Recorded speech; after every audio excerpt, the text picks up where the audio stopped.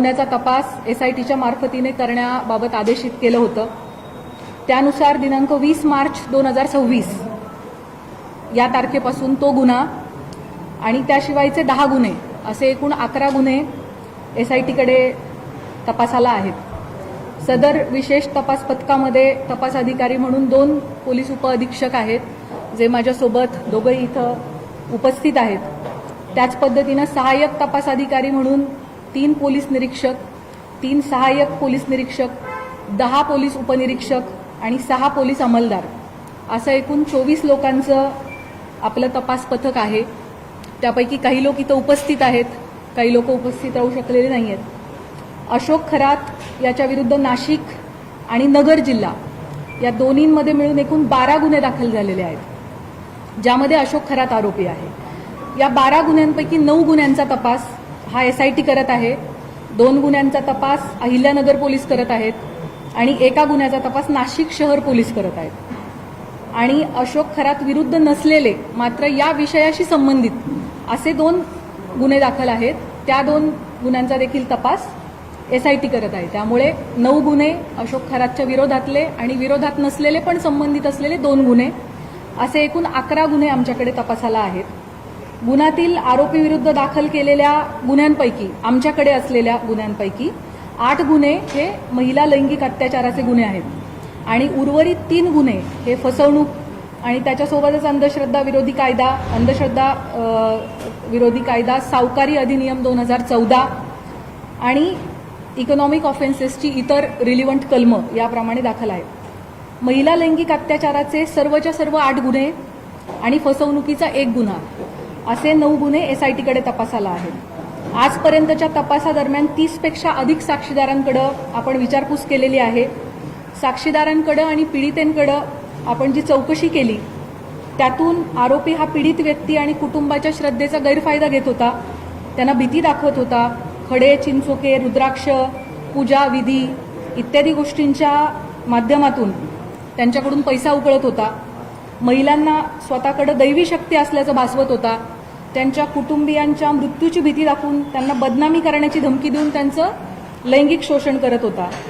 त्याच पद्धतीनं ईशान्येश्वर मंदिराच्या परिसरात अंधारामध्ये हातचलाखीनं स्वतःकडे दैवी शक्ती असल्याचं भासवून समाजामध्ये सातत्यानं अंधश्रद्धा पसरवण्याचं कामही करत होता, असं आपल्याला निष्पन्न होतंय। महिला अत्याचाराच्या संदर्भाने दाखल 8ही गुन्ह्यांमध्ये पीडिता आणि त्यांचे कुटुंबीय हे अतिशय धाडसाने समोर आलेले आहेत आणि त्यांनी फिर्याद दाखल केली आहे, त्याच्यामुळेच आपण आरोपीवरती कायदेशीर कारवाई करू शकत आहोत। आपल्या सगळ्यांच्या माध्यमातून मी आवाहन करू इच्छिते की या महिलांनी लोक काय म्हणतील या भीतीनं अन्याय सहन केलेला आहे आणि आता अतिशय धाडसाने कुटुंबाला विश्वासात घेऊन त्यांनी गुन्हे दाखल केलेले आहेत। त्यामुळे त्यांची ओळख उघड न करणे, सोशल मीडियावरती त्यांचे व्हिडिओज न पसरवणे, आपल्या मोबाईल्समध्ये असे व्हिडिओ न बाळगणे हे आपल्या सगळ्यांचं नैतिक कर्तव्य तर आहेच, पण त्याचबरोबर माननीय सर्वोच्च आणि उच्च न्यायालयाचे देखील तसे कठोर निर्देश आहेत। त्यांची ओळख गोपनीय राहणे आणि त्यांच्या खाजगी बाबींची सार्वजनिक चर्चा न होणे हे त्यांच्या मानसिक आरोग्यासाठी आणि त्यांचं धैर्य टिकून राहण्यासाठी अतिशय गरजेचं आहे। आणि म्हणूनच न्यायसंस्थेनं वारंवार absolute ban on identity disclosure अशी भूमिका ठेवलेली आहे। अशा केसेसमध्ये पोलिसांच्या पत्रकार परिषदा बाबतीत देखील मर्यादा निश्चित करण्यात आलेल्या आहेत। पीडितेच्या गोपनीयतेचा भंग ज्या समाज माध्यमातून झाला आहे अशा प्लॅटफॉर्मवरून ती माहिती हटवण्याबाबत न्यायालयाचे निर्देश आहेत। पीडिता किंवा कुटुंबियांच्या मुलाखती घेण्यास बंदी आहे। अंतिम निकाल येण्यापूर्वीच आरोपीच्या प्रतिष्ठेला हानी पोहोचवणारे आणि माध्यमांद्वारे चालवणारा खटला, ज्याला आपण मीडिया ट्रायल असं म्हणतो, अशी परिस्थिती निर्माण करणारे किंवा केवळ तर्कवितर्काच्या आधारित वार्तांकन टाळावे असे निर्देश देखील माननीय उच्च आणि सर्वोच्च न्यायालयांनी प्रसारमाध्यमांना दिलेले आहेत। कलम 72 BNS लैंगिक अत्याचाराच्या पीडितांची ओळख उघड करणाऱ्यांना शिक्षेस पात्र ठरवते। अनुच्छेद 21 भारतीय संविधान पीडितेचा जगण्याचा अधिकार, गोपनीयतेचा अधिकार आणि प्रतिष्ठेचा अधिकार यांचं संरक्षण करतं। जुलै 2025 मध्ये मद्रास उच्च न्यायालयाने एका महिला वकिलाचे तिच्या संमतीशिवाय चित्रण केलेले खाजगी स्वरूपाचे फोटो व्हिडिओ तात्काळ 48 तासांच्या आत काढून टाकण्याचे आदेश दिलेले होते. अशा प्रकारची सामग्री रोखणं हे राज्याचं कर्तव्य आहे असं न्यायालयाने त्यावेळेला अधोरेखित केलं होतं. एसआयटीकडे असणाऱ्या गुन्ह्यांमधील पीडितांचे आक्षेपार्ह व्हिडिओ जे आहेत, जे प्रसारित झाले होते, त्याच्या एकूण 4650 लिंक्स एसआयटीच्या सायबर टीमने, आपली जी टीम आहे 24 लोकांची, यामध्ये 4 लोकांची सायबर टीम आहे. या सायबर टीमचं पूर्ण वेळ कर्तव्य हे होतं की प्रत्येक काही मिनिटांनी काही नवीन अपलोड झालंय का ते शोधणं आणि त्याला रिपोर्ट करणं. सो आपली ही जी एसआयटीची सायबर टीम आहे तिने महाराष्ट्र सायबरच्या मदतीनं आतापर्यंत 4650 लिंक्स या डिलीट करून घेतलेल्या आहेत. त्याच पद्धतीने सोशल मीडियावरती आक्षेपार्ह पोस्ट पुन्हा पुन्हा टाकणाऱ्या एकूण 451 अकाउंटला कायमस्वरूपी काढून टाकण्यात आलेलं आहे. पीडितांचे आक्षेपार्ह व्हिडिओ प्रसारित केल्याप्रकरणी आतापर्यंत 2 गुन्हे देखील दाखल झालेले आहेत. सदरचे गुन्हे हे सातपूर पोलीस स्टेशन नाशिक शहर आणि कोपरगाव पोलीस स्टेशन अहिल्यानगर या ठिकाणी दाखल असून संबंधित घटकच त्याचा तपास करत आहेत आणि त्यामध्ये आजपर्यंत एकूण 6 आरोपींना अटक देखील करण्यात आलेली आहे. दिल्ली उच्च न्यायालयाने अलीकडेच एका विनयभंगाच्या प्रकरणाशी संबंधित बदनामीकारक स्वरूपाच्या सोशल मीडिया पोस्ट्स काढून टाकण्याचे आदेश दिलेले आहेत आणि आरोपीची प्रतिष्ठा जपण्यासाठी आणि त्याला निपक्ष सुनावणी मिळण्याची खात्री करण्यासाठी न्यायालयानं ही स्टेप घेतली होती. एसआयटीकडे असणारे सर्वच तपास हे अतिशय संवेदनशील प्रकारचे असल्यामुळे त्याविषयीची जी माहिती आपल्याला सांगणं शक्य आहे ती माहिती मी आपणास याद्वारे दिलेली आहे. आपल्या सगळ्यांच्या मनामध्ये या प्रकरणाविषयी अनेक प्रश्न आहेत, मला त्याची पूर्णतः कल्पना आहे. त्यापैकी बहुतांश प्रश्नांना स्पर्श करण्याचा मी प्रयत्न केलेला आहे. या प्रकारच्या गुन्ह्यामध्ये BNS सेक्शन 93 BNSS प्रमाणे गुन्हा दाखल झाल्यापासून 60 दिवसांच्या आत आपल्याला दोषारोपपत्र दाखल करणं आवश्यक असतं. आपल्याकडचा या प्रकारचा पहिला गुन्हा हा नाशिक शहरामध्ये 17 मार्च 2026 रोजी दाखल झालेला आहे आणि एसआयटीकडे त्याचा तपास 20 तारखेला आला, 3 दिवसानंतर. त्याचे ऑलरेडी 20 दिवस संपलेले आहेत आणि आणखी 40 दिवस अवधी आपल्या हातामध्ये आहे पहिल्या गुन्ह्यासाठी आणि उरलेले जे 7 गुन्हे आहेत ते देखील पुढच्या आठवडाभराच्या कालावधीमध्ये दाखल झालेले आहेत. त्यामुळे 40 दिवसानंतर पुढच्या आठवडाभरात या उरलेल्या सगळ्या गुन्ह्यांचं देखील डेडलाईन जी आहे ती जवळ येते. त्यामुळे असं आपण म्हणू शकतो की 40 ते 45 दिवसांमध्ये या 8 गुन्ह्यांचा तपास आपल्याला पूर्ण करणं आवश्यक आहे. तरी या सर्व गुन्ह्यांमध्ये चांगले पुरावे गोळा करून तपास वेळेत पूर्ण करण्याची एसआयटीचे प्रयत्न सुरू आहेत. त्यासाठी सर्वतोपरी प्रयत्न संपूर्ण टीम करत आहे. आपल्या सर्वांना विनंती आहे की पीडितांना कोणत्याही प्रकारे मनस्ताप होणार नाही याची समाज म्हणून आपण सगळ्यांनी काळजी घेऊयात. तुमच्या माध्यमातून हे आव्हान, ही विनंती मी सर्वांना करू इच्छिते. आपल्या मनामध्ये पदाधिकारी, अधिकारी यांना एसआयटीकडून बोलवण्यात येणार आहे का, किंवा अमुकला आपण का बोलवले नाही, कधी बोलवणार आहे, अशा प्रकारचे देखील अनेक शंका आणि प्रश्न असू शकतात. अनेक पत्रकार, सामाजिक कार्यकर्ते यांनी वेळोवेळी मला मेसेज करून या प्रकारच्या प्रश्नांची विचारणा केलेली आहे. त्याबाबत मी सांगू इच्छिते की आपल्याकडे दाखल गुन्ह्यामध्ये फिर्यादी आणि साक्षीदार जे सांगतात त्याच्या अनुषंगाने तपास होत असतो. तपासादरम्यान जे पुरावे समोर येतात त्याप्रमाणे पुढील तपास केला जातो. पुराव्याच्या आधारे कोण व्यक्ती सह आरोपी आहे का हे पाहिले जाते. त्यानुसार त्याची चौकशी आणि त्याच्यावरची इतर कायदेशीर कारवाई केली जाते. त्यामुळे या गुन्ह्यांच्या बाबतीमध्ये देखील हा गुन्हा घडण्यासाठी मुख्य आरोपी सोडून इतर कोणी कारणीभूत ठरलं आहे का, कोणी याची इकोसिस्टीम निर्माण करण्यामध्ये सहाय्यभूत ठरलेलं आहे का, या अंगाने सुद्धा आपण तपास करत आहोत.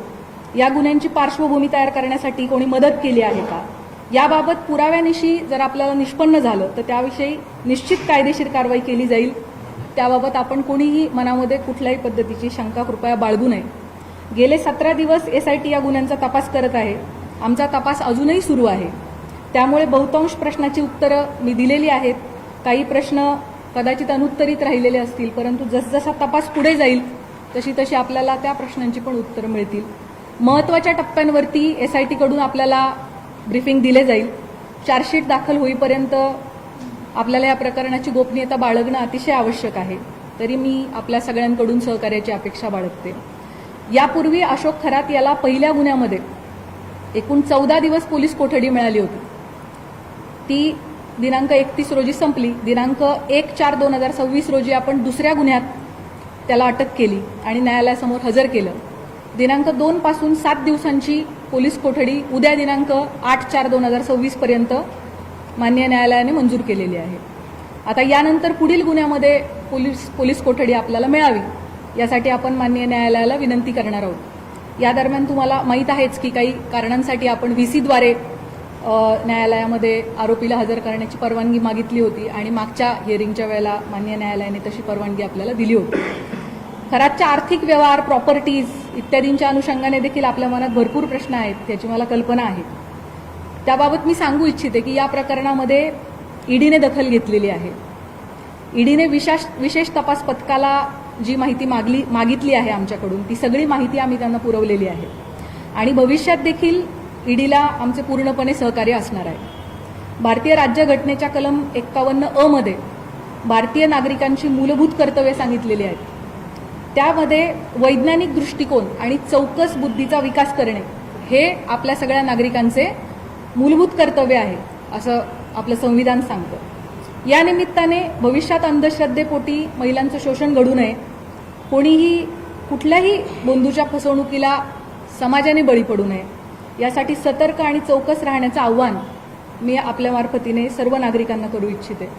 अतिशय शॉर्ट नोटीसवर सर्व पत्रकार बंधू भगिनी या प्रेस कॉन्फरन्ससाठी उपलब्ध झालेले आहेत, उपस्थित झालेले आहेत. त्या सगळ्यांचे मी मनापासून आभार मानते आणि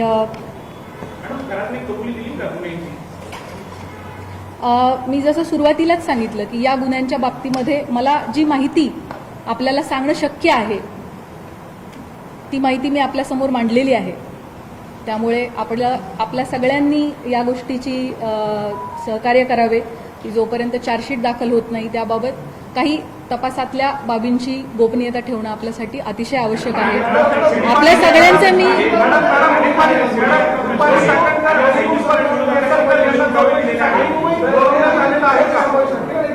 मी आपल्याला मला वाटतं ह्या सगळ्या प्रश्नांची उत्तरं मी ऑलरेडी आपल्याला दिलेली आहेत.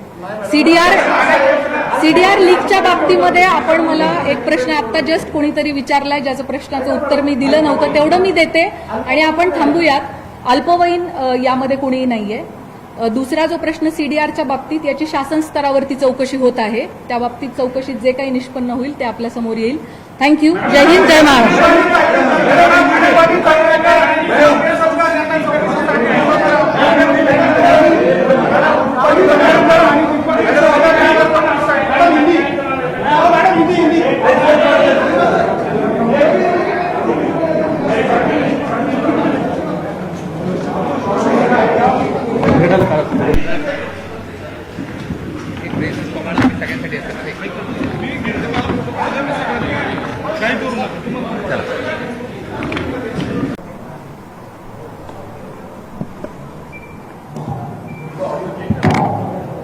येतोय ना आवाज?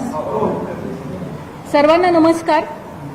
माननीय पोलीस महासंचालक महाराष्ट्र राज्य यांनी अशोक खरात आरोपी असलेल्या गुन्हा रजिस्टर नंबर 73/2026 या गुन्ह्याचा तपास SITच्या मार्फतीने करण्याबाबत आदेशित केलं होतं.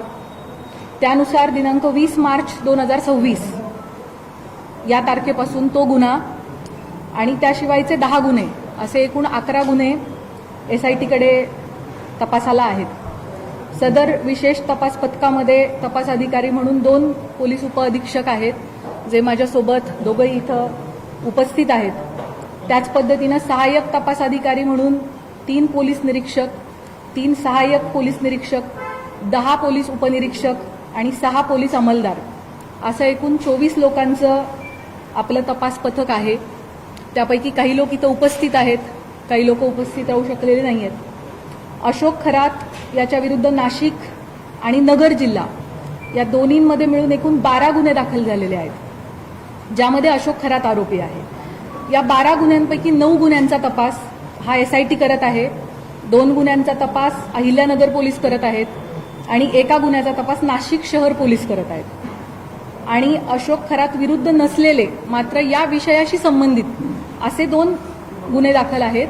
त्या 2 गुन्ह्यांचा देखील तपास SIT करत आहे. त्यामुळे 9 गुन्हे अशोक खरातच्या विरोधातले आणि विरोधात नसलेले पण संबंधित असलेले 2 गुन्हे असे एकूण 11 गुन्हे आमच्याकडे तपासाला आहेत. गुन्ह्यातील आरोपी विरुद्ध दाखल केलेल्या गुन्ह्यांपैकी आमच्याकडे असलेल्या गुन्ह्यांपैकी 8 गुन्हे हे महिला लैंगिक अत्याचाराचे गुन्हे आहेत आणि उर्वरित 3 गुन्हे हे फसवणूक आणि त्याच्यासोबतच अंधश्रद्धा विरोधी कायदा सावकारी अधिनियम 2014 आणि इकॉनॉमिक ऑफेन्सेसची इतर रिलिव्हंट कलमं याप्रमाणे दाखल आहेत। महिला लैंगिक अत्याचाराचे सर्वच्या सर्व 8 गुन्हे आणि फसवणुकीचा 1 गुन्हा असे 9 गुन्हे SITकडे तपासाला आहेत। आजपर्यंतच्या तपासादरम्यान 30 पेक्षा अधिक साक्षीदारांकडे आपण विचारपूस केलेली आहे। साक्षीदारांकडे आणि पीडितेंकडे आपण जी चौकशी केली त्यातून आरोपी हा पीडित व्यक्ती आणि कुटुंबाच्या श्रद्धेचा गैरफायदा घेत होता, त्यांना भीती दाखवत होता, खडे चिंचोके रुद्राक्ष पूजा विधी इत्यादी गोष्टींच्या माध्यमातून त्यांच्याकडून पैसा उकळत होता, महिलांना स्वतःकडे दैवी शक्ती असल्याचं भासवत होता, त्यांच्या कुटुंबियांच्या मृत्यूची भीती दाखवून त्यांना बदनामी करण्याची धमकी देऊन त्यांचं लैंगिक शोषण करत होता। त्याच पद्धतीनं ईशान्येश्वर मंदिराच्या परिसरात अंधारामध्ये हातचलाखीनं स्वतःकडे दैवी शक्ती असल्याचं भासवून समाजामध्ये सातत्यानं अंधश्रद्धा पसरवण्याचं कामही करत होता असं आपल्याला निष्पन्न होतंय। महिला अत्याचाराच्या संदर्भाने दाखल 8ही गुन्ह्यांमध्ये पीडिता आणि त्यांचे कुटुंबीय हे अतिशय धाडसाने समोर आलेले आहेत आणि त्यांनी फिर्याद दाखल केली आहे, त्याच्यामुळेच आपण आरोपीवरती कायदेशीर कारवाई करू शकत आहोत। आपल्या सगळ्यांच्या माध्यमातून मी आवाहन करू इच्छिते की या महिलांनी लोक काय म्हणतील या भीतीनं अन्याय सहन केलेला आहे आणि आता अतिशय धाडसाने कुटुंबाला विश्वासात घेऊन त्यांनी गुन्हे दाखल केलेले आहेत, त्यामुळे त्यांची ओळख उघड न करणे, सोशल मीडियावरती त्यांचे व्हिडिओज न पसरवणे, आपल्या मोबाईल्समध्ये असे व्हिडिओ न बाळगणे हे आपल्या सगळ्यांचं नैतिक कर्तव्य तर आहेच, पण त्याचबरोबर माननीय सर्वोच्च आणि उच्च न्यायालयाचे देखील तसे कठोर निर्देश आहेत। त्यांची ओळख गोपनीय राहणे आणि त्यांच्या खाजगी बाबींची सार्वजनिक चर्चा न होणे हे त्यांच्या मानसिक आरोग्यासाठी आणि त्यांचं धैर्य टिकून राहण्यासाठी अतिशय गरजेचं आहे आणि म्हणूनच न्यायसंस्थेनं वारंवार absolute ban on identity disclosure अशी भूमिका ठेवलेली आहे। अशा केसेसमध्ये पोलिसांच्या पत्रकार परिषदा बाबतीत देखील मर्यादा निश्चित करण्यात आलेल्या आहेत। पीडितेच्या गोपनीयतेचा भंग ज्या समाज माध्यमातून झाला आहे अशा प्लॅटफॉर्मवरून ती माहिती हटवण्याबाबत न्यायालयाचे निर्देश आहेत। पीडिता किंवा कुटुंबियांच्या मुलाखती घेण्यास बंदी आहे। अंतिम निकाल येण्यापूर्वीच आरोपीच्या प्रतिष्ठेला हानी पोहोचवणारे आणि माध्यमांद्वारे चालवणारा खटला, ज्याला आपण मीडिया ट्रायल असं म्हणतो, अशी परिस्थिती निर्माण करणारे किंवा केवळ तर्कवितर्काच्या आधारित वार्तांकन टाळावे असे निर्देश देखील माननीय उच्च आणि सर्वोच्च न्यायालयांनी प्रसारमाध्यमांना दिलेले आहेत। कलम 72 BNS लैंगिक अत्याचाराच्या पीडितांची ओळख उघड करणाऱ्यांना शिक्षेस पात्र ठरवते। अनुच्छेद 21 भारतीय संविधान पीडितेचा जगण्याचा अधिकार, गोपनीयतेचा अधिकार आणि प्रतिष्ठेचा अधिकार यांचं संरक्षण करतं। जुलै 2025 मध्ये मद्रास उच्च न्यायालयाने एका महिला वकिलाचे तिच्या संमतीशिवाय चित्रण केलेले खाजगी स्वरूपाचे फोटो व्हिडिओ तात्काळ 48 तासांच्या आत काढून टाकण्याचे आदेश दिलेले होते। अशा प्रकारची सामग्री रोखणं हे राज्याचं कर्तव्य आहे असं न्यायालयाने त्यावेळेला अधोरेखित केलं होतं। SITकडे असणाऱ्या गुन्ह्यांमधील पीडितांचे आक्षेपार्ह व्हिडिओ जे आहेत, जे प्रसारित झाले होते, त्याच्या एकूण 4650 लिंक्स SITच्या सायबर टीमने, आपली जी टीम आहे 24 लोकांची, यामध्ये 4 लोकांची सायबर टीम आहे, या सायबर टीमचं पूर्ण वेळ कर्तव्य हे होतं की प्रत्येक काही मिनिटांनी काही नवीन अपलोड झालंय का ते शोधणं आणि त्याला रिपोर्ट करणं। सो आपली ही जी SITची सायबर टीम आहे तिने महाराष्ट्र सायबरच्या मदतीनं आतापर्यंत 4650 लिंक्स ह्या डिलीट करून घेतलेल्या आहेत। त्याच पद्धतीने सोशल मीडियावरती आक्षेपार्ह पोस्ट पुन्हा पुन्हा टाकणाऱ्या एकूण 451 अकाउंटला कायमस्वरूपी काढून टाकण्यात आलेलं आहे। पीडितांचे आक्षेपार्ह व्हिडिओ प्रसारित केल्याप्रकरणी आतापर्यंत 2 गुन्हे देखील दाखल झालेले आहेत। सदरचे गुन्हे हे सातपूर पोलीस स्टेशन नाशिक शहर आणि कोपरगाव पोलीस स्टेशन अहिल्यानगर या ठिकाणी दाखल असून संबंधित घटकच त्याचा तपास करत आहेत आणि त्यामध्ये आजपर्यंत एकूण 6 आरोपींना अटक देखील करण्यात आलेली आहे। दिल्ली उच्च न्यायालयाने अलीकडेच एका विनयभंगाच्या प्रकरणाशी संबंधित बदनामीकारक स्वरूपाच्या सोशल मीडिया पोस्ट्स काढून टाकण्याचे आदेश दिलेले आहेत। आणि आरोपीची प्रतिष्ठा जपण्यासाठी आणि त्याला निपक्ष सुनावणी मिळण्याची खात्री करण्यासाठी न्यायालयानं ही स्टेप घेतली होती. एसआयटीकडे असणारे सर्वच तपास हे अतिशय संवेदनशील प्रकारचे असल्यामुळे त्याविषयीची जी माहिती आपल्याला सांगणं शक्य आहे ती माहिती मी आपणास याद्वारे दिलेली आहे. आपल्या सगळ्यांच्या मनामध्ये या प्रकरणाविषयी अनेक प्रश्न आहेत, मला त्याची पूर्णतः कल्पना आहे. त्यापैकी बहुतांश प्रश्नांना स्पर्श करण्याचा मी प्रयत्न केलेला आहे. या प्रकारच्या गुन्ह्यामध्ये BNS सेक्शन 93 BNSS प्रमाणे गुन्हा दाखल झाल्यापासून 60 दिवसांच्या आत आपल्याला दोषारोपपत्र दाखल करणं आवश्यक असतं. आपल्याकडचा या प्रकारचा पहिला गुन्हा हा नाशिक शहरामध्ये 17 मार्च 2026 रोजी दाखल झालेला आहे आणि एसआयटीकडे त्याचा तपास 20 तारखेला आला, 3 दिवसानंतर. त्याचे ऑलरेडी 20 दिवस संपलेले आहेत आणि आणखी 40 दिवस अवधी आपल्या हातामध्ये आहे पहिल्या गुन्ह्यासाठी. आणि उरलेले जे 7 गुन्हे आहेत ते देखील पुढच्या आठवडाभराच्या कालावधीमध्ये दाखल झालेले आहेत. त्यामुळे 40 दिवसानंतर पुढच्या आठवडाभरात या उरलेल्या सगळ्या गुन्ह्यांचं देखील डेडलाईन जी आहे ती जवळ येते. त्यामुळे असं आपण म्हणू शकतो की 40 ते 45 दिवसांमध्ये या 8 गुन्ह्यांचा तपास आपल्याला पूर्ण करणं आवश्यक आहे. तरी या सर्व गुन्ह्यांमध्ये चांगले पुरावे गोळा करून तपास वेळेत पूर्ण करण्याची एसआयटीचे प्रयत्न सुरू आहेत. त्यासाठी सर्वतोपरी प्रयत्न संपूर्ण टीम करत आहे. आपल्या सर्वांना विनंती आहे की पीडितांना कोणत्याही प्रकारे मनस्ताप होणार नाही याची समाज म्हणून आपण सगळ्यांनी काळजी घेऊयात. तुमच्या माध्यमातून हे आव्हान, ही विनंती मी सर्वांना करू इच्छिते. आपल्या मनामध्ये पदाधिकारी, अधिकारी यांना एसआयटीकडून बोलवण्यात येणार आहे का, किंवा अमुकला आपण का बोलवले नाही, कधी बोलवणार आहे, अशा प्रकारचे देखील अनेक शंका आणि प्रश्न असू शकतात. अनेक पत्रकार, सामाजिक कार्यकर्ते यांनी वेळोवेळी मला मेसेज करून या प्रकारच्या प्रश्नांची विचारणा केलेली आहे. त्याबाबत मी सांगू इच्छिते की आपल्याकडे दाखल गुन्ह्यामध्ये फिर्यादी आणि साक्षीदार जे सांगतात त्याच्या अनुषंगाने तपास होत असतो. तपासादरम्यान जे पुरावे समोर येतात त्याप्रमाणे पुढील तपास केला जातो. पुराव्याच्या आधारे कोण व्यक्ती सहआरोपी आहे का हे पाहिले जाते. त्यानुसार त्याची चौकशी आणि त्याच्यावरची इतर कायदेशीर कारवाई केली जाते. त्यामुळे या गुन्ह्यांच्या बाबतीमध्ये देखील हा गुन्हा घडण्यासाठी मुख्य आरोपी सोडून इतर कोणी कारणीभूत ठरलं आहे का, कोणी याची इकोसिस्टीम निर्माण करण्यामध्ये सहाय्यभूत ठरलेलं आहे का, या अंगाने सुद्धा आपण तपास करत आहोत. या गुन्ह्यांची पार्श्वभूमी तयार करण्यासाठी कोणी मदत केली आहे का, याबाबत पुराव्यानिशी जर आपल्याला निष्पन्न झालं तर त्याविषयी निश्चित कायदेशीर कारवाई केली जाईल. त्याबाबत आपण कोणीही मनामध्ये कुठल्याही पद्धतीची शंका कृपया बाळगू नये. गेले 17 दिवस एसआयटी या गुन्ह्यांचा तपास करत आहे. आमचा तपास अजूनही सुरू आहे. त्यामुळे बहुतांश प्रश्नाची उत्तरं मी दिलेली आहेत. काही प्रश्न कदाचित अनुत्तरित राहिलेले असतील, परंतु जसजसा तपास पुढे जाईल तशी तशी आपल्याला त्या प्रश्नांची पण उत्तरं मिळतील. महत्त्वाच्या टप्प्यांवरती एसआयटीकडून आपल्याला ब्रीफिंग दिले जाईल. चार्जशीट दाखल होईपर्यंत आपल्याला या प्रकरणाची गोपनीयता बाळगणं अतिशय आवश्यक आहे. तरी मी आपल्या सगळ्यांकडून सहकार्याची अपेक्षा बाळगते. यापूर्वी अशोक खरात याला पहिल्या गुन्ह्यामध्ये एकूण 14 दिवस पोलीस कोठडी मिळाली होती. ती दिनांक 31 रोजी संपली. दिनांक 1/4/2026 रोजी आपण दुसऱ्या गुन्ह्यात त्याला अटक केली आणि न्यायालयासमोर हजर केलं. दिनांक 2 पासून 7 दिवसांची पोलीस कोठडी उद्या दिनांक 8/4/2026 पर्यंत माननीय न्यायालयाने मंजूर केलेली आहे. आता यानंतर पुढील गुन्ह्यामध्ये पोलीस कोठडी आपल्याला मिळावी यासाठी आपण माननीय न्यायालयाला विनंती करणार आहोत. या दरम्यान तुम्हाला माहीत आहेच की काही कारणांसाठी आपण VC द्वारे न्यायालयामध्ये आरोपीला हजर करण्याची परवानगी मागितली होती आणि मागच्या हिअरिंगच्या वेळेला माननीय न्यायालयाने तशी परवानगी आपल्याला दिली होती. खरातच्या आर्थिक व्यवहार, प्रॉपर्टीज इत्यादींच्या अनुषंगाने देखील आपल्या मनात भरपूर प्रश्न आहेत, याची मला कल्पना आहे. त्याबाबत मी सांगू इच्छिते की या प्रकरणामध्ये ईडीने दखल घेतलेली आहे.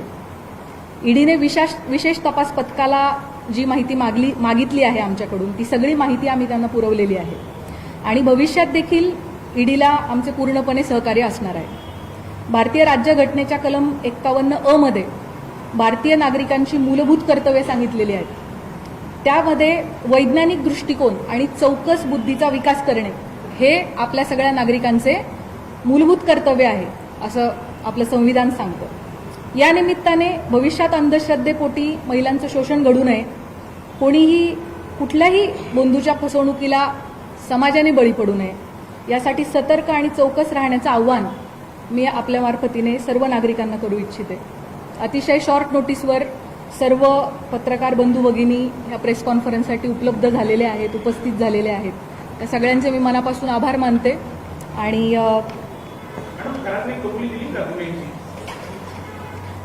मी जसं सुरुवातीलाच सांगितलं की या गुन्ह्यांच्या बाबतीमध्ये मला जी माहिती आपल्याला सांगणं शक्य आहे ती माहिती मी आपल्यासमोर मांडलेली आहे. त्यामुळे आपल्या सगळ्यांनी या गोष्टीची सहकार्य करावे की जोपर्यंत चार्जशीट दाखल होत नाही त्याबाबत काही तपासातल्या बाबींची गोपनीयता ठेवणं आपल्यासाठी अतिशय आवश्यक आहे. आपल्या सगळ्यांचे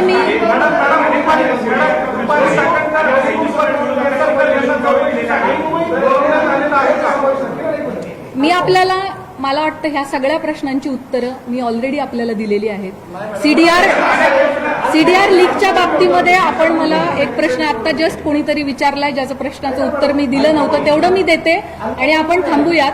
अल्पवयीन यामध्ये कोणीही नाहीये. दुसरा जो प्रश्न सीडीआरच्या बाबतीत याची शासन स्तरावरती चौकशी होत आहे. त्या बाबतीत चौकशीत जे काही निष्पन्न होईल ते आपल्या समोर येईल. थँक्यू. जय हिंद, जय महाराष्ट्र.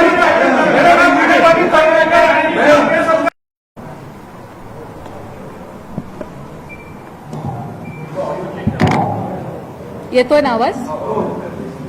सर्वांना नमस्कार. माननीय पोलीस महासंचालक महाराष्ट्र राज्य यांनी अशोक खरात आरोपी असलेल्या गुन्हा रजिस्टर नंबर 73/2026 या गुन्ह्याचा तपास एसआयटीच्या मार्फतीने करण्याबाबत आदेशित केलं होतं. त्यानुसार दिनांक 20 मार्च 2026 या तारखेपासून तो गुन्हा आणि त्याशिवायचे 10 गुन्हे असे एकूण 11 गुन्हे एसआयटीकडे तपासाला आहेत. सदर विशेष तपास पथकामध्ये तपास अधिकारी म्हणून 2 पोलीस उपअधीक्षक आहेत जे माझ्यासोबत दोघंही इथं उपस्थित आहेत. त्याच पद्धतीनं सहाय्यक तपास अधिकारी म्हणून 3 पोलीस निरीक्षक, 3 सहाय्यक पोलीस निरीक्षक, 10 पोलीस उपनिरीक्षक आणि 6 पोलीस अंमलदार असं एकूण 24 लोकांचं आपलं तपास पथक आहे. त्यापैकी काही लोक इथं उपस्थित आहेत, काही लोक उपस्थित राहू शकलेले नाही आहेत. अशोक खरात याच्या विरुद्ध नाशिक आणि नगर जिल्हा या दोन्हींमध्ये मिळून एकूण 12 गुन्हे दाखल झालेले आहेत ज्यामध्ये अशोक खरात आरोपी आहे. या 12 गुन्ह्यांपैकी 9 गुन्ह्यांचा तपास हा एसआयटी करत आहे, 2 गुन्ह्यांचा तपास अहिल्यानगर पोलीस करत आहेत आणि एका गुन्ह्याचा तपास नाशिक शहर पोलीस करत आहेत. आणि अशोक खरात विरुद्ध नसलेले मात्र या विषयाशी संबंधित असे 2 गुन्हे दाखल आहेत. त्या 2 गुन्ह्यांचा देखील तपास एसआयटी करत आहे. त्यामुळे 9 गुन्हे अशोक खरातच्या विरोधातले आणि विरोधात नसलेले पण संबंधित असलेले 2 गुन्हे असे एकूण 11 गुन्हे आमच्याकडे तपासाला आहेत. गुन्ह्यातील आरोपी विरुद्ध दाखल केलेल्या गुन्ह्यांपैकी आमच्याकडे असलेल्या गुन्ह्यांपैकी 8 गुन्हे हे महिला लैंगिक अत्याचाराचे गुन्हे आहेत आणि उर्वरित 3 गुन्हे हे फसवणूक आणि त्याच्यासोबतच अंधश्रद्धा विरोधी कायदा, सावकारी अधिनियम 2014 आणि इकॉनॉमिक ऑफेन्सेसची इतर रिलिव्हंट कलमं याप्रमाणे दाखल आहेत. महिला लैंगिक अत्याचाराचे सर्वच्या सर्व 8 गुन्हे आणि फसवणुकीचा 1 गुन्हा असे 9 गुन्हे एसआयटीकडे तपासाला आहेत. आजपर्यंतच्या तपासादरम्यान 30पेक्षा अधिक साक्षीदारांकडे आपण विचारपूस केलेली आहे. साक्षीदारांकडे आणि पीडितेंकडे आपण जी चौकशी केली त्यातून आरोपी हा पीडित व्यक्ती आणि कुटुंबाच्या श्रद्धेचा गैरफायदा घेत होता, त्यांना भीती दाखवत होता, खडे, चिंचोके, रुद्राक्ष, पूजा विधी इत्यादी गोष्टींच्या माध्यमातून त्यांच्याकडून पैसा उकळत होता, महिलांना स्वतःकडे दैवी शक्ती असल्याचं भासवत होता, त्यांच्या कुटुंबियांच्या मृत्यूची भीती दाखवून त्यांना बदनामी करण्याची धमकी देऊन त्यांचं लैंगिक शोषण करत होता. त्याच पद्धतीनं ईशान्येश्वर मंदिराच्या परिसरात अंधारामध्ये हातचलाखीनं स्वतःकडे दैवी शक्ती असल्याचं भासवून समाजामध्ये सातत्यानं अंधश्रद्धा पसरवण्याचं कामही करत होता असं आपल्याला निष्पन्न होतंय. महिला अत्याचाराच्या